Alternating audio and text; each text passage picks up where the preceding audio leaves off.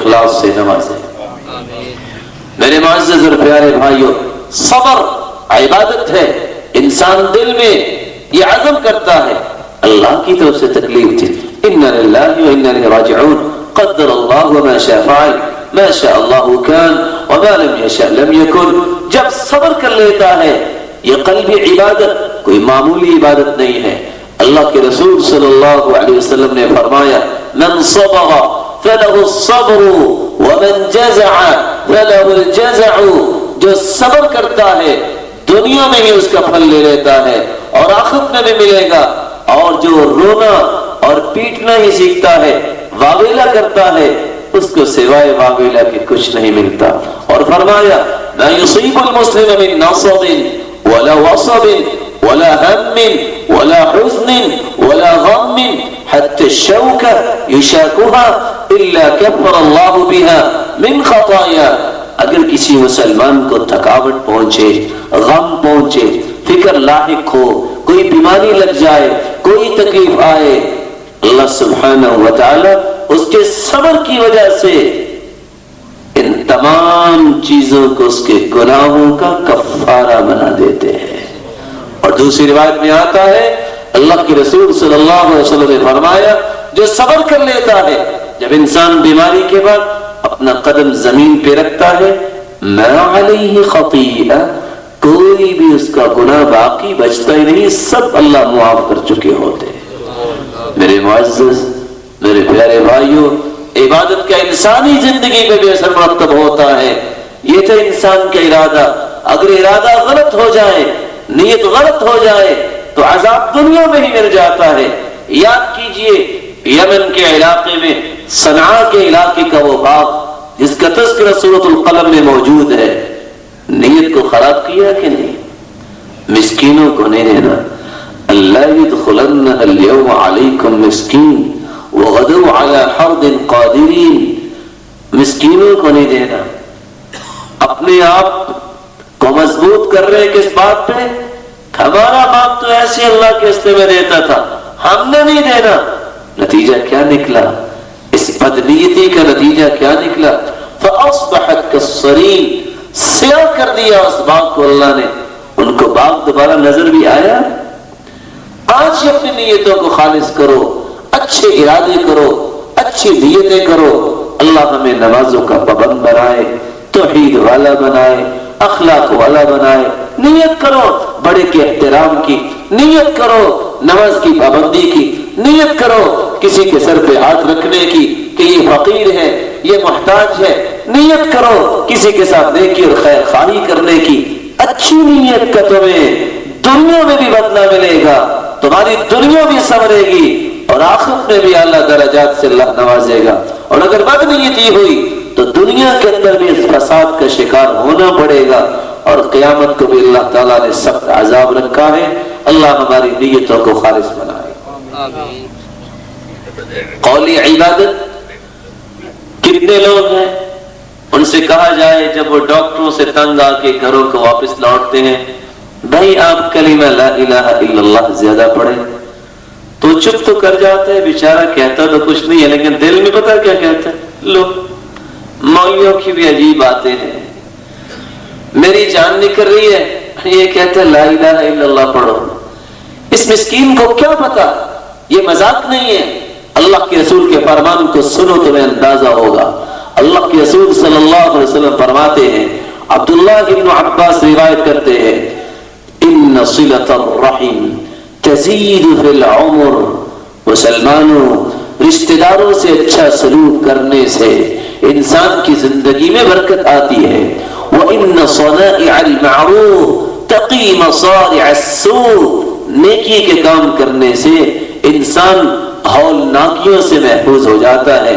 وَإِنَّ قَوْلَ لَا إِلَهَ إِلَّا اللَّهِ تَدْفَعُ عَنْ قَائِلِهَا 99 مِنَ الْبَلَاءِ أَدْنَاهَا الْهَمْ، جو لا الہ الا اللہ کو اپنی زندگی کا معمول بنا لیتا ہے، یہ اللہ کے رسول کی مقدس زبان کہہ رہی ہے، ایک نہیں، 10 نہیں، 50 نہیں، 99 99 بلائیں اللہ دور کر دیتے ہیں سب سے گھٹیا بلا اللہ غم دور کر دیتے ہیں، جس کا مطلب یہ نکلا غم اگر گھٹیا بلا ہے تو 98 بلائیں تو غموں سے بھی بڑی اللہ دور کر دیتے ہیں۔ اس لیے لا الہ الا اللہ زبان سے نکلے ہوئے کلمات یہ دنیا میں بھی اثر ڈالتے ہیں، بیماریوں سے بلاؤں سے انسان بچ جاتا ہے۔ اگر کسی سے کہہ دیا جائے نہیں اب لا حول ولا قوت الا باللہ پڑھا کریں، اللہ مال میں بھی برکت دے گا، وہ دوسری طرف منہ کر کے کہتا ہے کمال کے لوگ ہیں یہ بھی، میرا اگر کھانا پورا نہیں ہوتا، یہ اور کہتے ہیں بھوک سے میں مر رہا ہوں، کہتا ہے لا حول ولا قوت الا باللہ پڑھو۔ اس بیچارے کو کیا پتا کہ اللہ کے رسول نے کیا کہا ہے، جو سچ ہے، جس کی حقیقت تجربات سے اور شواہد سے ثابت ہے۔ کیا فرمایا؟ یا حازم اکثر من قول لا حول ولا قوت الا باللہ، کثرت سے لا حول ولا قوت الا باللہ پڑھا کرو، فإنها کنز من کنوز الجنہ۔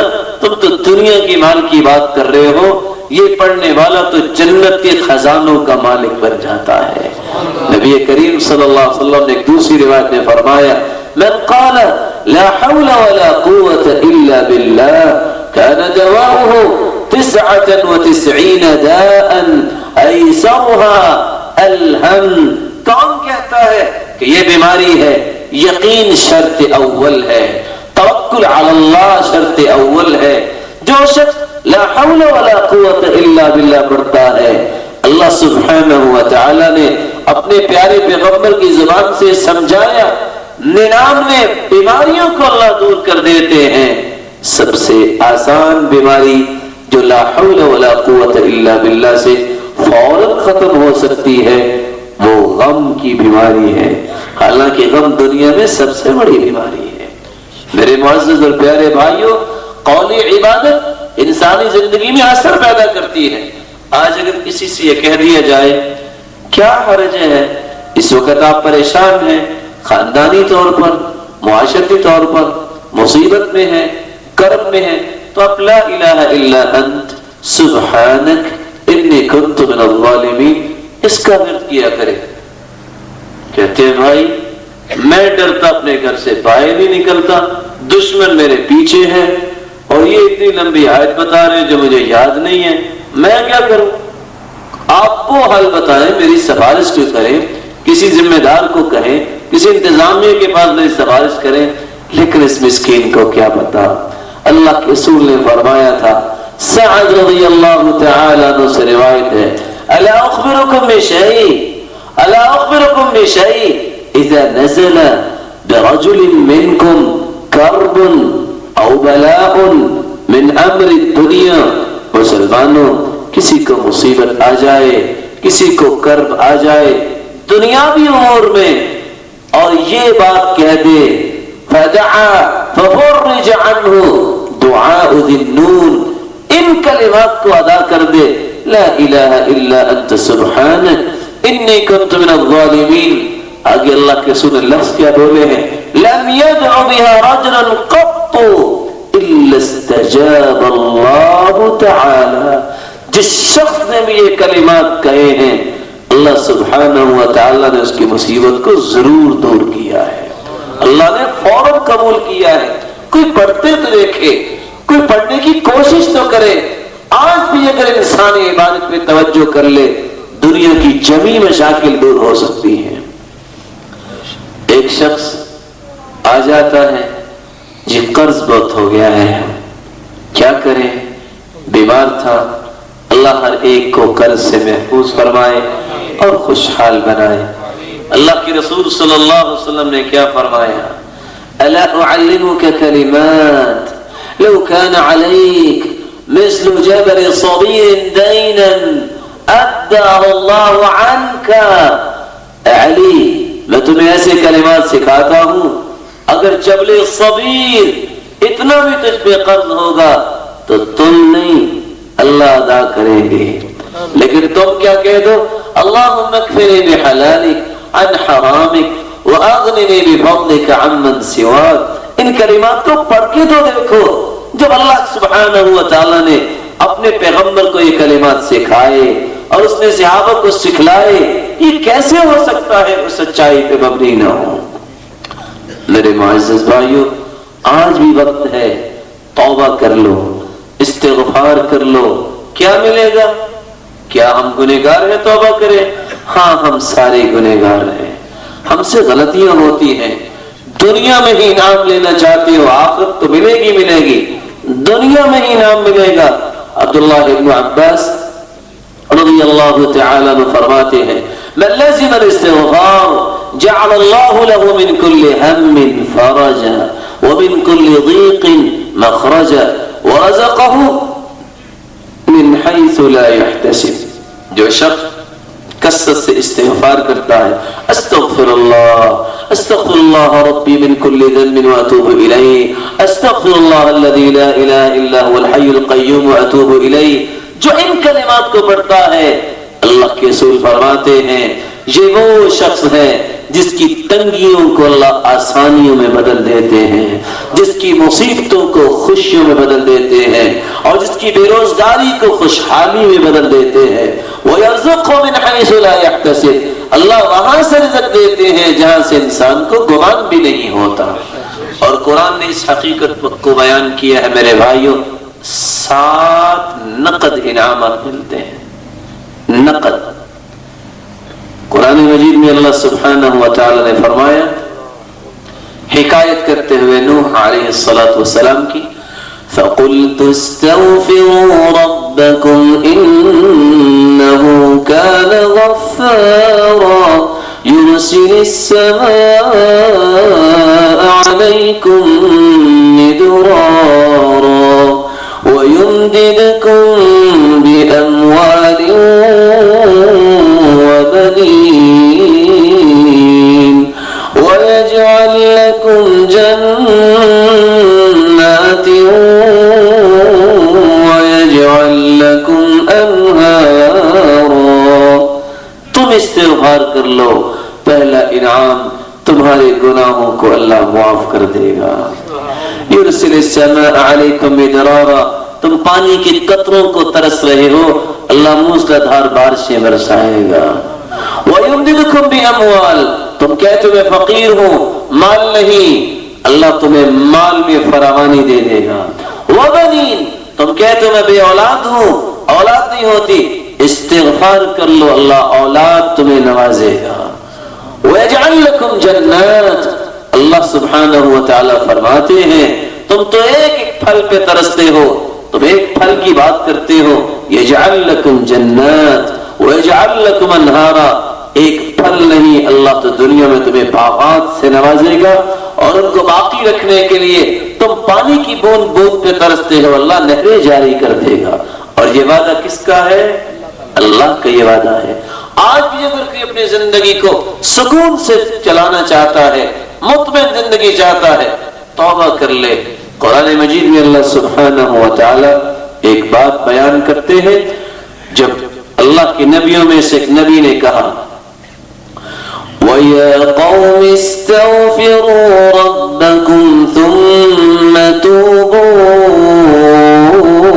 إِلَيْهِ يُرْسِلِ السَّمَاءَ عَلَيْكُمْ مِدْرَارًا وَيَزِدْكُمْ قُوَّةً إِلَى قُوَّتِكُمْ وَلَا تَتَوَلَّوْا مُجْرِمِينَ۔ توبہ تم کر لو، اللہ کا یہ وعدہ ہے، اپنے آپ کو کمزور سمجھنے والوں، خاندانی کمزوری محسوس کرنے والوں، مالی کمزوری اور معاشرتی کمزوری، توبہ کر لو، اللہ تمہارے اندر قوتیں پیدا کر دے گا۔ وَاسْتَغْفِرُوا رَبَّكُمْ ثُمَّ تُوبُوا إِلَيْهِ يُمَتِّعْكُمْ مَتَاعًا حَسَنًا إِلَى أَجَلٍ مُّسَمًّى۔ اللہ کا یہ وعدہ ہے، تم استغفار کرو، جب تک زندہ رہو گے سکون دینا یہ میری ذمہ داری ہے۔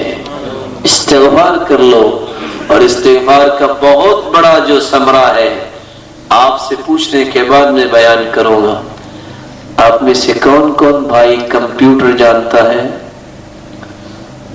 چلانا جانتا ہے کوئی بھائی؟ بھائی اس کو کچھ نہیں کہا جائے گا، بس بات سمجھانے کی بات ہے. اللہ سلامت رکھے. کوئی نہیں جانتا؟ پتا ہے کسی بھائی کو؟ جانتے ہیں وہ ہاتھ کھڑا کریں. ہاتھ کھڑا کریں ذرا. ماشاءاللہ کمپیوٹر پہ بیٹھے. اللہ سلامت رکھے. آپ جانتے ہوں گے کہ آپ نے جب جو میٹر لکھا ہے اس کو ایک ہی بٹن دبانے سے، فونٹ دینے سے اس کا خط چینج ہو جاتا ہے. ہوتا ہے کہ نہیں؟ یہ خط نستعلیق ہے، یہ خط رقہ ہے، یہ خط دیوانی ہے.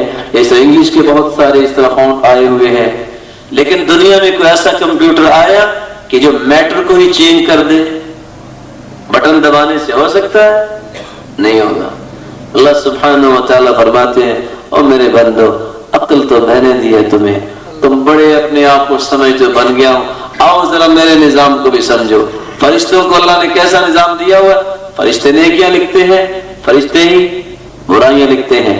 لیکن جو بندہ سچی توبہ کر کے آ جائے، زمین و آسمان کا خلا بھر کے لے آئے. یا ابن آدم لو بلغت ذنوبك عنان السماء، اگر زمین و آسمان کا خلا تو بھر کے لے آئے، سچی توبہ کر لے، استغفار کر لے، کیا ہوگا؟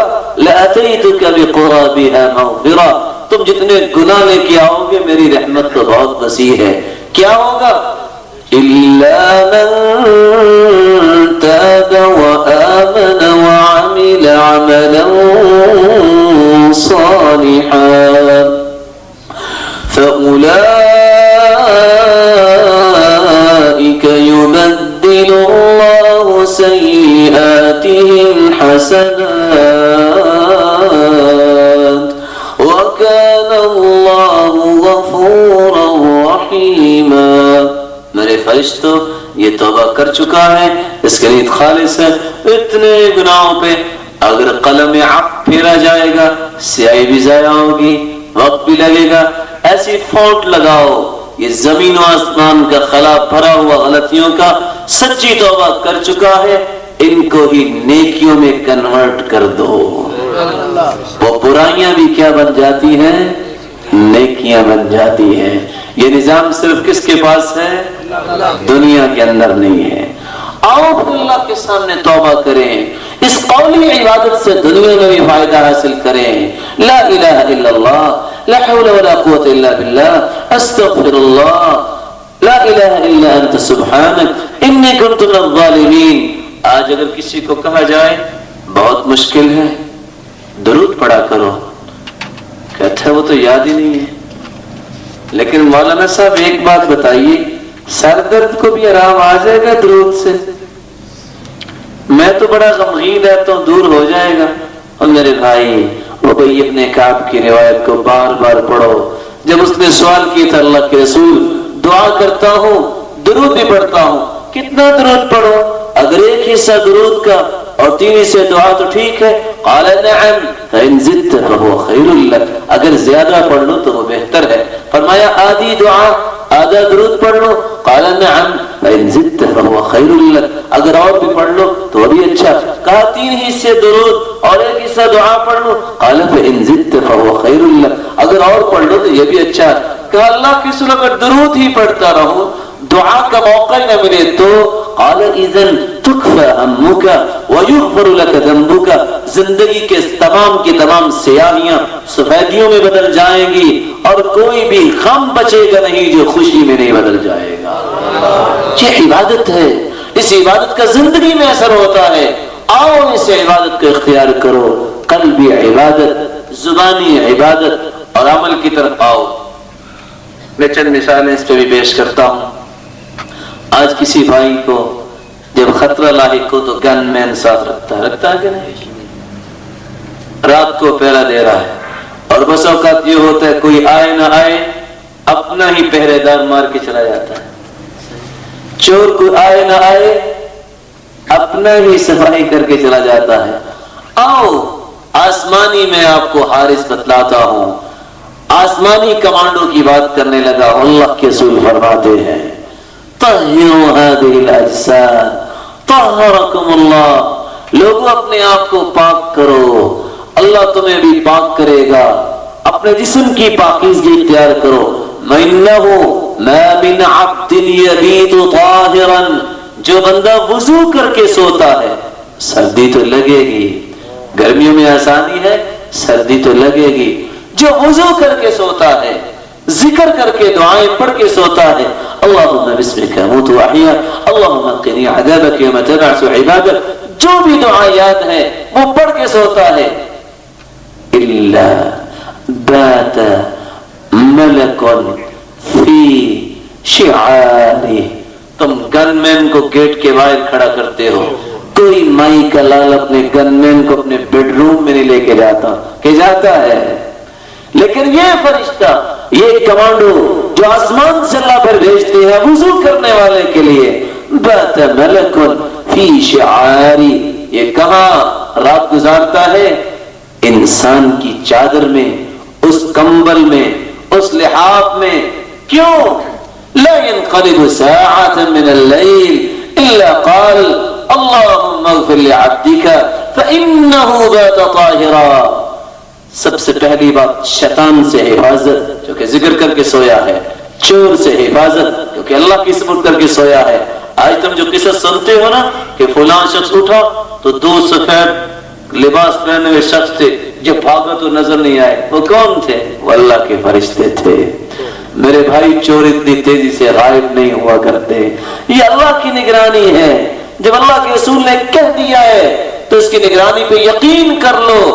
اور دوسرا کام کیا کرتا ہے؟ رات کی کتنی گھڑیاں ہیں، وہ تو سویا ہوا ہے. تم تو وضو کر کے سو گئے ہو، کروٹ بدل رہے ہو.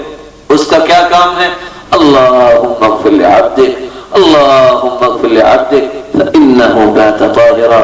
اے خالق و مالک، تو نے مجھے اس ڈیوٹی پہ بھیجا ہے، میں ہی دعا کرتا ہوں یہ بندہ وضو کر کے سویا تھا، اس کو معاف کر دے. کوئی بھی کھڑی ایسی نہیں گزرتی جب فرشتہ دعا نہ کرتا ہو. یہ دنیا کی بات کر رہا ہوں میرے بھائی. نماز کی بات دیکھیے. آج کو فرمانا ہے، ابھی تک نہیں مانا تھا کہ محمد عربی صلی اللہ علیہ وسلم نے جو نماز سکھلائی ہے، دنیا جہان کی پریکٹس کو جمع کر لیا جائے. خون کی سرکولیشن کے لیے جو نماز کا طریقہ ہے، پوری کائنات کی پریکٹس اور تدریب کو ایک طرف رکھ لو. آج کفر بھی اس کو مانا ہے کہ نماز پڑھنے والے کی جتنی سرکولیشن درست ہوتی ہے خون کی، اتنی کسی اور کی نہیں ہوتی. اخبارات کو اٹھائیے، آج کفر یہ بھی مانا ہے. ہم تو کہتے ہیں نا کچھ نہیں ہوتا. جس نے پوری دنیا کے پانی کو جمع کیا اور مشینری استعمال کر کے ہر قسم کی سرائسز نکالے، اتنی محنت کرنے کے بعد ایک پانی کی بوتل تیار کی، اور ایک وہ بوتل جو عام پانی لے کے ایک مسلمان نے اس میں بسم اللہ پڑھ کے پھونک ماری. ہے تو کافر لیکن ماننے پہ مجبور ہو گیا.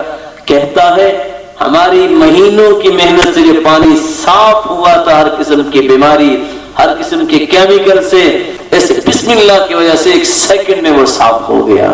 جتنا یہ صاف پانی تھا اتنا وہ پانی نہیں جس کو ہم نے صاف کیا ہے. کفر بھی مانا ہے. آؤ میرے بھائیو اس عبادت کی طرف جس سے انسان کی زندگی میں بھی انقلاب آتا ہے. آج میرے بھائیو ہم یہ سمجھتے ہیں کہ نماز پڑھنے سے فائدہ ہی کوئی نہیں ہے. ایک فائدہ میں بتاتا ہوں، ہر بندے کی اس فائدے کی خواہش بھی ہے. آپ چاہتے ہیں کہ آپ کے آفس مکتب آباد رہیں، ڈیرے چلتے رہیں. ہر بندہ ہی چاہتا ہے نا.